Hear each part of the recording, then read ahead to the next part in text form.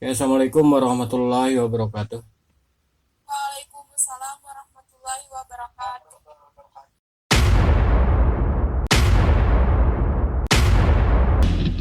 Nah, kesempatan ini teman-teman semua kita akan membahas tentang piramida terbalik ya.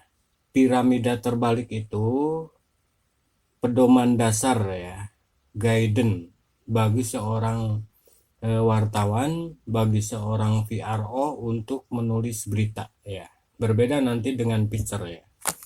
Kalau untuk penulisan berita, itu piramida terbalik itu adalah hal yang wajib.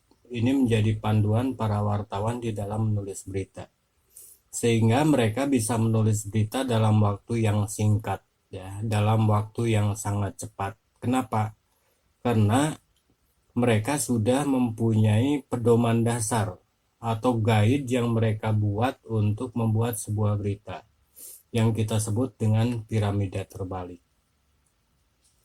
Unsur apa saja yang ada di dalam piramida terbalik kita lihat. Yang paling atas itu judul berita ya, yang sudah kita pelajari sebelumnya. Judul berita itu harus memiliki daya tarik, harus memiliki daya pikat, dan memberikan substansi paling penting dari keseluruhan berita yang diambil dari teras berita ya. Jadi teman-teman sudah bisa paham judul berita itu diambil dari teras berita.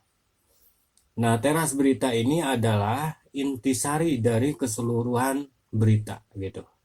Jadi setelah kita mempelajari teras berita, kita mempelajari judul berita, maka kita sudah tidak asing lagi ketika kita mau membuat sebuah berita ya. Terserah teknisnya Anda membuat judul dulu atau membuat secara keseluruhan dulu atau membuat teras berita dulu ya. Ada beberapa pola yang seringkali digunakan oleh wartawan. Pola yang pertama biasanya bikin judul sementara dulu. Kemudian bikin teras berita sementara dulu. Kemudian bikin tubuh beritanya dulu. Kemudian bikin penutup beritanya. Itu pola pertama yang kemudian melalui proses editing di kemudian setelah melalui penulisan bebas itu. Dari semua berita yang dia tulis, dia pelajari mana yang paling menariknya. Diperbaikilah teras beritanya. Setelah teras beritanya beres, maka judul beritanya juga diperbaiki. Baru nanti detail dari berita itu yang ada di tubuh berita itu diperbaiki juga ya. Itu yang pertama. Yang kemudian yang kedua, ada pola yang kedua itu wartawan melakukan teras berita dulu dibikin ya, menulis teras berita dulu, kemudian menulis tubuh berita dulu, kemudian penutup berita ya. Nah, baru menentukan judul. Terserah nanti kebiasaan Anda, habit Anda akan menentukan pola yang mana yang Anda gunakan, pola yang pertama atau pola yang kedua ya. Kalau menurut saya yang paling sederhana itu yang pertama, menulis judul pertama dulu ya, menulis judul sementara dulu, menulis teras berita sementara dulu, masuk ke tubuh berita, kemudian ke penutup berita atau kaki berita ya. Nah, setelah itu mengalami proses editing, memperkuat substansi yang ingin kita sampaikan. Tetapi yang perlu Anda pahami di sini adalah pertama, ketika Anda mau menulis berita, terutama setelah Anda ke lapangan, setelah Anda wawancara dengan narasumber, setelah Anda melakukan riset, sebelum menulis berita Anda pikirkan kira-kira angle apa yang akan diangkat, data mana yang paling penting untuk diinformasikan, fakta apa yang paling menarik untuk dikemukakan atau dikomunikasikan kepada halayak. Itu dibikin 3 skala prioritas. Yang pertama yang sangat penting, yang kedua penting, ketiga cukup penting ya. Nah, sebenarnya sangat penting itu kan substansi yang paling utamanya apa ya, yang ingin kita ungkapkan. Nah, tubuh berita itu kan ada beberapa alinea. itu semuanya penting. Sebenarnya tubuh berita itu akan mudah mengikuti teras berita ya. Kalau teras beritanya sudah kita tentukan, ke bawahnya itu akan lancar, akan runtut ya menjelaskannya. Termasuk nanti di dalam menutup berita. Jadi ketika sebelum menulis pikirkan dulu angle-nya apa gitu, sudut pandang yang akan diangkatnya apa, data mana yang paling penting untuk diungkapkan. Baru nanti masuk ke detail itu hal-hal yang penting yang untuk menjelaskan apa yang ada di dalam teras berita itu ya. Baru ditutup nanti dalam penutup berita. Contoh sederhana misalnya kita akan mengangkat apa? Misalnya tentang sukses bisnis perusahaan X di masa pandemi misalnya ya. Ketika Anda mengangkat sukses bisnis itu sudah dibingkai dari judul yang barusan, misalnya sukses bisnis perusahaan X di masa pandemi. Itu judul sementara yang Anda buat. Itu akan membingkai Anda untuk proses penulisan teras berita ya. Setelah Anda memahami bahwa yang akan Anda gambarkan di dalam berita Anda itu tentang kisah sukses dari perusahaan tersebut di masa pandemi ya. Nah, judul sementara sudah Anda buat, kemudian Anda bikin teras beritanya. Teras berita kan keseluruhan dari isi berita itu ada di teras berita ya. Misalnya begini, di teras berita Anda membuat intisarinya. Banyak perusahaan bangkrut di masa pandemi COVID-19. Titik.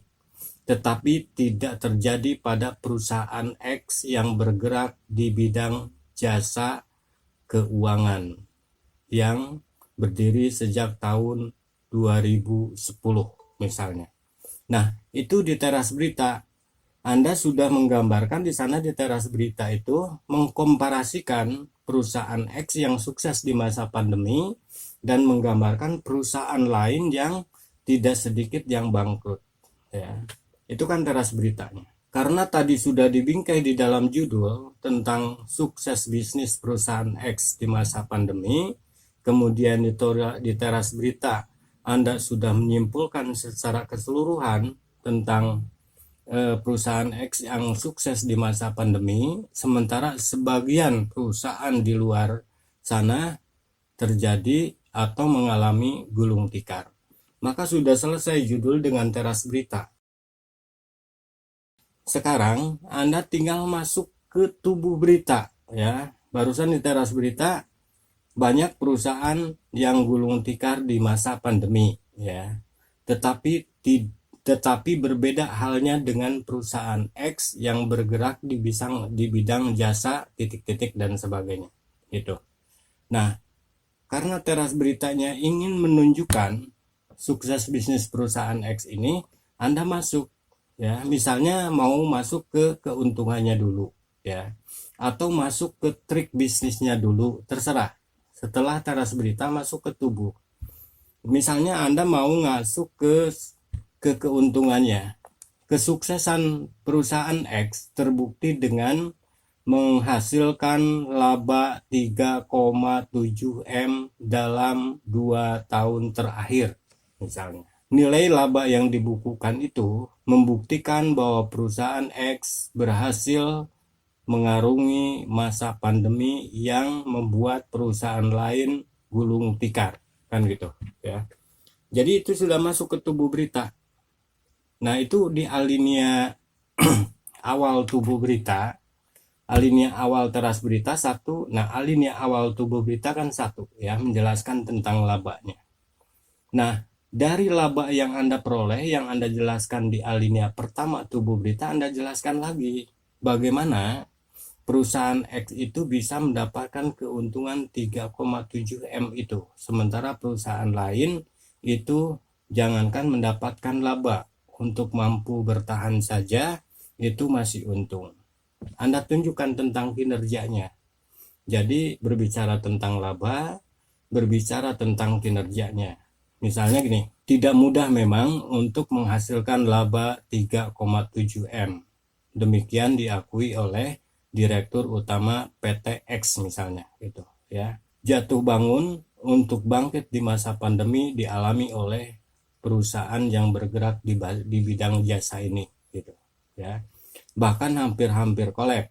Tetapi strategi yang dipasang direncanakan dengan baik akhirnya membuat perusahaan X mampu menghasilkan keuntungan yang luar biasa. Nah, itu sudah berbicara tentang tadi laba, berbicara tentang kinerja. Kemudian berbicara apa lagi? Silakan Anda tambah ke sana ya. Misalnya masuk ke tadi kinerja sudah, tantangannya di alinea ketiga tubuh berita ya, berarti alinea keempat keseluruhan, tetapi alinea ketiga di tubuh berita yang pertama tadi tentang laba, tentang labanya, tentang kinerjanya. Kita berbicara tentang kendalanya di alinea ketiga tubuh berita atau alinea keempat keseluruhan berita misalnya. Kendala yang dihadapi tidaklah ringan. 3 di antara kendala itu 1 misalnya bla bla bla, 2 bla bla bla, 3 bla bla ya, dan sebagainya. Tetapi kendala dan rintangan itu mampu diselesaikan dengan strategi mix marketing misalnya. Demikian diakui oleh Direktur Utama PT X gitu. Itu ada berapa di tubuh berita? 1 tentang laba yang dibukukan, kedua tentang kinerjanya, ketiga tentang strategi menghadapi kendala, alinea keempatnya apalagi silahkan sesuai dengan kebutuhan ya. Misalnya Anda akan menjelaskan tentang beberapa kompetitor, beberapa perusahaan kompetitor itu mengalami gulung tikar gitu kan, dikarenakan apa dan sebagainya. Itu masuk ke alinea keempat. Nah, baru nanti kalau Anda sudah selesai di dalam tubuh berita tentang penjelasan detail dari kesuksesan bisnis X di masa pandemi, baru Anda menutupnya gitu. Misalnya Anda menutup di sana ada tambahan. Di masa pandemi, bila disikapi dengan strategi yang tepat, maka sukses bisnis bukan satu hal yang mustahil. Titik selesai. Itu adalah keseluruhan dari berita yang Anda buat ya. Jadi dalam proses pembuatan berita sebenarnya sederhana itu saja. Anda tentukan judulnya, Anda tentukan teras beritanya, dan tubuh berita itu adalah detail dari berita yang kita buat ya. Nah, detail tubuh berita itu berasal dari mana? Dari teras berita. Kalau yang kita angkat tentang why-nya, perjelas detail dari why-nya. Kalau kita angkat tentang how-nya, kita perjelas lagi tentang how-nya ya. Misalnya tadi tentang perusahaan X yang sukses di masa pandemi itu. Di teras berita disebutkan tentang apa tadi? Tentang di masa pandemi banyak perusahaan yang gulung tikar, tetapi tidak terjadi pada perusahaan yang bergerak di bidang jasa satu ini, misalnya kan gitu. Nah, Anda menjelaskan apa di sana? Itu why-nya, how-nya, what-nya, atau apanya coba? Ada yang tahu tentang apa itu? Tentang kesuksesannya. Nah, karena yang diceritakan adalah what-nya, maka jelaskan apa bukti dari kesuksesan, yaitu membukukan laba sekian M gitu. Nah, ada kendala enggak di dalam membukukan laba itu di masa pandemi? Ternyata ada. Kendalanya berapa? 1, 2, 3. Bagaimana mengatasi kendala itu supaya tetap mendapatkan laba yang maksimal? Jelaskan kendalanya dan strateginya, misalnya dengan strategi mix marketing misalnya. Mix marketing yang dilakukan oleh perusahaan X itu diolah sedemikian rupa sehingga menjadi strategi jitu di masa pandemi misalnya. Itu dijelaskan. Jadi semakin ke bawah itu semakin menyempit, semakin detail pemaparannya ya. Baru nanti di tubuh berita, di akhir berita maksud saya, di penutup berita Anda boleh mengambil melengkapinya dengan data tambahan. Bisa tadi misalnya Anda simpulkan tak semua perusahaan di masa pandemi itu gulung tikar, bila saja strategi yang ditentukan perusahaan dipilih dengan cara yang tepat. Atau Anda bisa mengambil kutipan dari narasumber untuk penutup berita. Misalnya Anda mau mengutip dari pendapat direktur itu bahwa kendala sebenarnya adalah pemicu untuk membangkitkan sebuah perusahaan. Sukses bisnis perusahaan saya terbukti sukses karena ada kendala. Demikian pungkas direktur X misalnya, ya. Jadi untuk menulis berita itu sederhana sebenarnya. Tentukan dulu angle-nya, kemudian jelaskan detailnya dalam tubuh berita, tutup dengan data tambahan atau kutipan dari narasumber. Oke, bisa dipahami ya untuk penulisan piramida terbalik. Anda bisa mengambil contoh lain misalnya, ya. Contoh lain misalnya tentang bahaya banjir di musim hujan misalnya, ya. Yang mau Anda angkat tentang apa misalnya, ya. Misalnya angle-nya tentang Dampak misalnya. ya dampak banjir di musim hujan atau dampak banjir apa. Misalnya kita angkat tentang dampak banjir di musim hujan misalnya, ya. Oke. Misalnya dampak banjir di musim hujan. Kita akan mengangkat dampak kemana saja nih? Dampak ekonomi, dampak politik, dampak kesehatan, kan gitu. Misalnya judulnya ini dia 10 dampak banjir di musim hujan atau bahaya dampak banjir di musim hujan gitu.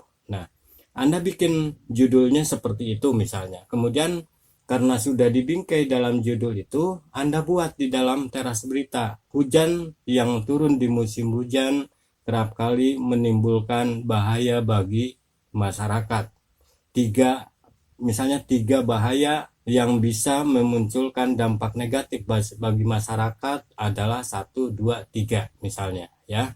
Dampak ekonomi, dampak kesehatan, kemudian dampak apa lagi misalnya. Nah, itu kan sudah Anda ringkas di dalam teras berita, ya.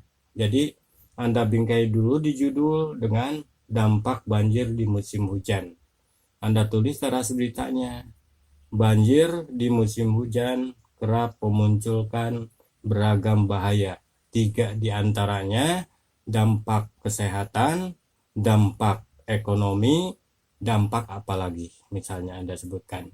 Baru jelaskan dampak kesehatan. Banjir yang terjadi pada musim hujan seringkali menyebabkan penyakit A, B, C, D gitu. Mengapa terjadi itu? Anda jelaskan di sana gitu, ya. Itu di alinea tubuh berita. Jadi di teras beritanya Anda jelaskan berapa jenis dampak. Misalnya tadi ekonomi, kesehatan, apalagi, ya. Jelaskan satu persatu. Dampak ekonomi yang muncul di musim hujan, dampak ekonomi akibat banjir di musim hujan misalnya itu menurunkan pendapatan masyarakat terkena banjir. Bahkan dana yang sudah ada pun menjadi terkuras. Kenapa terkuras? Karena mereka tidak dapat melakukan ikhtiar bisnis yang akan menghasilkan dan sumber dana yang ada terkuras karena untuk biaya pengeluaran di musim banjir misalnya. Itu dampak ekonominya. Nah, dampak ekonomi itu Anda jelaskan secara detail. Misalnya Anda wawancara dengan seorang korban. Saya 5 hari tidak bisa bekerja karena banjir ini. Sehingga tidak heran selama 10 hari saya menggunakan uang tabungan misalnya. Anda menguatkan bukti bahwa dampak ekonomi dari dampak banjir itu memang sangat luar biasa gitu, ya. Anda wawancara lagi dengan salah satu narasumber yang menjadi informan misalnya. Saya memang tidak bekerja, tetapi dengan banjir ini keadaan ekonomi saya semakin terpuruk gitu. Nah, pernyataan itu Anda kutip. Jadi berita Anda buat, kemudian kuatkan bukti-bukti yang menjelaskan tentang dampak tadi. Dampak kesehatan misalnya, selain kepada narasumber yang ada di lokasi, Anda bisa tanya ke dinas kerja kesehatan atau ke dokter. Kalau di musim banjir itu berdampak kesehatannya apa saja? Misalnya penyakit kulit, kemudian penyakit flu, pilek, batuk gitu. Kemudian penyakit apa saja. Nah, Itu Anda jelaskan untuk detailnya dengan bukti-bukti dari pernyataan orang-orang yang menjadi sumber berita ya. Nah, kemudian ketika Anda berbicara dampak, Anda bisa menyodorkan solusi untuk menghindari dampak yang lebih parah dari bahaya banjir. Itu masih di tubuh berita akhir ya. Maka ditawarkan beberapa solusi oleh dokter misalnya. Itu untuk kesehatan.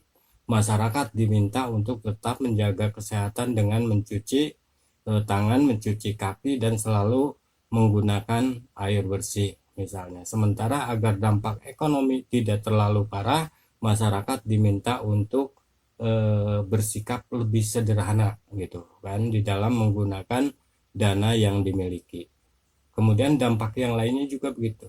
Anda bisa memberikan solusi dari narasumber atau dari masyarakat di sana supaya uangnya tidak terkuras. Apa yang mereka lakukan? Misalnya mereka melakukan tindakan efisiensi diantaranya dengan bergabung dengan masyarakat yang ada di lokasi bencana itu di tempat penampungan misalnya. Itu kan upaya efisiensi. Jadi korban tidak mengeluarkan uang karena sudah ada dapur umum misalnya, ya. Itu mengurangi dampak banjir di musim hujan misalnya. Jadi teman-teman ketika membuat berita kalau berbicara dampak, tunjukkan mana dampaknya itu. Ekonomi kah, kesehatan kah, politik kah, atau apakah gitu kan. Nah, dari sana buktikan dampak-dampak itu dengan data dan pernyataan ya.